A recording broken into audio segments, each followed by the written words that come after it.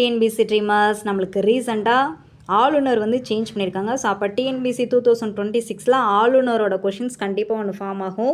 So அதில் first நம்மளுக்கு கொஞ்சம் இம்பார்ட்டண்டான ஆளுநர்ஸ் ஃபுல்லாக பார்த்துக்கலாம். தெலுங்கானாக்கு யார் பார்த்திங்கன்னா ஷிவின் பிரதீப் சுக்லா. தெலுங்கானானா நம்மளுக்கு சுக்லா ஞாபகம் வச்சுக்கலாம். மகாராஷ்டிராவுக்கு வந்து ஷிஷ்ணு தேவ், மகா விஷ்ணு அந்த மாதிரி ஷிஷ்ணு ஞாபகம் வச்சுக்கலாம்.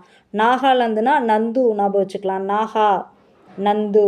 பீகாருக்கு வந்து ஷயதா டிகஷன். பீகார்னா ஷயது ஞாபகம் வச்சுக்கலாம். மேற்கு வங்காள்னா நம்மளோட ஆளுநர் தான் ஆர்என் ரவி, ஆர்ஆர் ஞாபகம் வச்சுக்கலாம். தமிழ்நாடுக்கு வந்து கேரளாவில் உள்ளவங்க ராஜேந்திர விஸ்வநாத். நம்மளுக்கு தமிழ்நாட்டில் உள்ள செஸ் பிளேயர் யார்? விஸ்வநாத். ஸோ அந்த மாதிரி விஸ்வநாத் தான் கேரளாவுக்கு அந்த மாதிரி ஒரு கோர்வையாக பார்த்துக்கலாம். ஹிமாச்சல பிரதேசம்னா குப்தா, கன்வித் குப்தானா ஹிமாச்சல பிரதேசம் வந்து குப்த பேரரசு வருமா. ஸோ அதனால் நம்ம இந்த குப்தா ஞாபகம் வச்சுக்கலாம்.